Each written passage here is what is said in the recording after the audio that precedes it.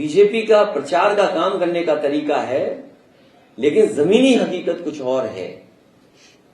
इतने वर्षों के बाद और दिल्ली की सरकार होने के बावजूद सबसे ज्यादा अन्याय, उत्पीड़न या सबसे ज्यादा परेशानी में अगर कोई है तो हमारी माताएं बहनें हैं। देश के आंकड़ों में अगर हम मध्य प्रदेश का स्थान देखें तो सबसे आगे दिखाई देता है मध्य प्रदेश, कि जहां सबसे ज्यादा माताओं, बहनों, बेटियों के साथ अन्याय हो रहा है। हाल ही की बगल की जो घटना सुनने में आई है 12 साल की बेटी के साथ, कोई आज कल्पना कर सकता है? जो प्रदेश 1,20,00,000 बेटी, माताएं, बहनों को लाडली योजना से जोड़ रहा हो, 1,20,00,000 के लगभग, उस प्रदेश में ये हालत हो। और फिर एनसीआरबी का आंकड़ा हमारा नहीं है, कोई समाजवादियों का आंकड़ा दिया हुआ नहीं है, ये तो प्रदेश सरकार से जो आंकड़े जाते हैं दिल्ली में, उन्हीं आंकड़ों के हिसाब से मैं बोल रहा हूं।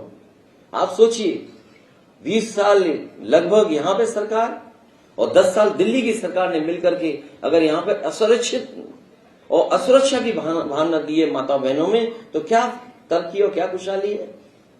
और फिर आरक्षण को पास कर रहे हैं लोकसभा में, और ये कहकर के कि ये माताओं बहनों को सम्मान के लिए हम योजना लेकर के आ रहे।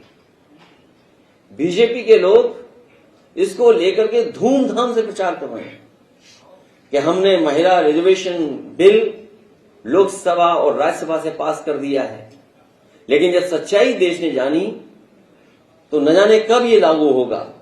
जो ये बिल लेकर के आए हैं, कम से कम उन्हें साबित करना चाहिए कि मध्य प्रदेश की जो सूची होगी जिसमें चुनाव लड़ाने के प्रत्याशी होंगे, उसमें कम से कम 33% महिलाएं दिखाई दें, और 33% वो हों जो उनकी कार्यकर्ता हों, उनकी पार्टी के संगठन की माताएं बहनें हों। और अगर ये 33% नहीं देते हैं तो इसका मतलब यह है कि लोकसभा में और राज्यसभा में केवल देश की जनता को धोखा देने के लिए और खासकर माताओं बहनों को धोखा देने के लिए बिल लेकर के आए हैं। अभी जो सूची दिखाई दे रही है, जो भी जारी की है उन्होंने सूची, तो ऐसी सूची तो नहीं है जिसमें 33% महिलाएं दिखाई दे रही हों। लेकिन समाजवादी पार्टी की कोशिश होगी, जो समाजवादी पार्टी ने पक्ष रखा कि पिछड़े मुसलमान भाई, अल्पसंख्यक, उनकी भी भागीदारी हो, तो समाजवादी पार्टी अपने पार्टी स्तर पर जरूर विचार करेगी कि अगर हमें 20% भी महिलाएं लड़ानी पड़ी तो हम लोग 20% लड़ाने का काम करेंगे। अभी सुनने में आ रहा है कि लाडली योजना का विस्तार हो रहा है, उसमें धन भी बढ़ाया जा रहा है। समाजवादियों का मानना है कि 1,000, 1,500, 2,000 से काम चलने वाला नहीं है हमारी माताओं बहनों का, और खासकर मध्य प्रदेश में। तो इसलिए समाजवादी पार्टी की मांग भी है और हम अपने घोषणा पत्र में भी शामिल करेंगे कि यहां की माताएं बहनें जो गरीब हैं, आदिवासी हैं, पिछड़ी, दलित या किसी वर्ग की हों, उन्हें कम से कम 6,000 रुपया मिलना चाहिए। ये सवाल कर सकते हैं लोग कि 6,000 कैसे देंगे आप, जब आप रजिस्ट्री में 1% ले रहे हैं रजिस्ट्री कराने में। हमारे प्रदेश में तो रजिस्ट्री फ्री मानिए, नई योजना आ रही है। आपके अगर ब्लड रिलेशन में कोई है तो मामूली पैसा लगता है, आप रजिस्ट्री करा लीजिए। तो 1% भी क्यों यहां, तो 1% भी क्यों यहां। जो बिजली का सपना दिखाया जा रहा है कि देश में, और कहने को ये भी कह रहे हैं कि दुनिया में सबसे बड़ा सोलर प्लांट है। अगर दुनिया का और देश का सबसे बड़ा सोलर प्लांट है तो आखिरकार बिजली क्यों नहीं मिल रही मध्य प्रदेश के गरीबों को, और सस्ती बिजली क्यों नहीं मिल रही। सुनने में तो आता है कि दूसरे प्रदेशों से भी महंगी बिजली मिल रही है, और सोलर प्लांट की बिजली न जाने किन वीआईपी तारों से सीधी दिल्ली जा रही है, मध्य प्रदेश की जनता को नहीं मिल रही।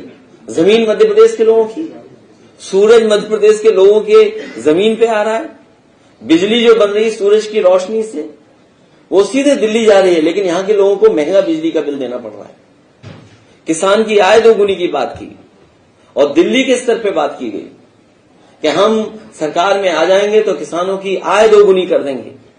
मुझे नहीं पता कि गेहूं की खरीद कैसे हुई होगी, या और फसलों की खरीद कैसे रही होगी, धान की खरीद कैसे की होगी, क्या कीमत किसान को मिली होगी। मैं जानता हूं उत्तर प्रदेश में भी किसानों को ये कीमत नहीं दे पाए, और मध्य प्रदेश में भी वही स्थिति है कि यहां भी गेहूं या धान किसी फसल की ये आय दोगुनी नहीं दे पाए। और उसका परिणाम ये है कि आज भी किसान दुखी है, बुरे हाल में है, आर्थिक स्थिति उसकी चौपट हो गई।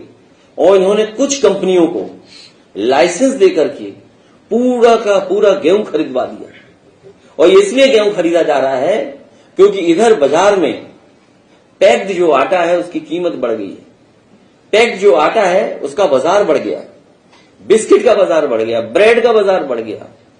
तो इसलिए ये बड़े उद्योगपतियों को मुनाफा देने के लिए इन्होंने लाइसेंस देकर के पूरा का पूरा किसानों का मध्य प्रदेश का गेहूं खरीदवा दिया। न केवल उत्तर प्रदेश मध्य प्रदेश का खरीदा गया, बल्कि हम ये जानते हैं कि बीजेपी उद्योगपतियों की पार्टी है, बड़े लोगों की पार्टी है, इसलिए मध्य प्रदेश का भी गेहूं खरीदवा दिया उन्हीं कंपनियों को, और उत्तर प्रदेश का भी गेहूं उन्हीं कंपनियों को खरीदवा दिया। बड़ा दावा करते हैं कि बेरोजगारी खत्म हो गई। हमारे यहां तो मुख्यमंत्री अनएम्प्लॉयमेंट रेट की बात करते हैं। मुझे तो नहीं पता कि यहां पर मुख्यमंत्री अनएम्प्लॉयमेंट रेट की या एम्प्लॉयमेंट रेट की बात करते होंगे, क्योंकि बड़े पैमाने पर नौजवान बेरोजगार है। इन्वेस्टमेंट मीट हुई यहां पर, इस जगह ही हुई है इन्वेस्टमेंट मीट। G20 का भी आयोजन में देख रहा हूं, झंडे, दुनिया के झंडे जो लगे थे उनका रंग उतर गया है, और रंग इसलिए उतर गया कि वो देश कुछ देख ही नहीं गए अपने देश को, न कोई इन्वेस्टमेंट आया होगा। तो अब उसी बहाने से उनका रंग उतर गया है। इन्वेस्टमेंट तो आया नहीं, जब इन्वेस्टमेंट नहीं आया तो झंडों का रंग भी उतर गया। तो हर वर्ग के लोग आज दुखी हैं, और मध्य प्रदेश में परिवर्तन होना तय है। इस परिवर्तन में इंडिया गठबंधन में समाजवादी पार्टी के लोग साथ हैं, और हमें उम्मीद है कि समाजवादी पार्टी पूरी जिम्मेदारी से और अपने निष्ठावान कार्यकर्ताओं को लेकर के चुनाव लड़ेगी। पहले से ज्यादा सीटें समाजवादी पार्टी जीतने जा रही है।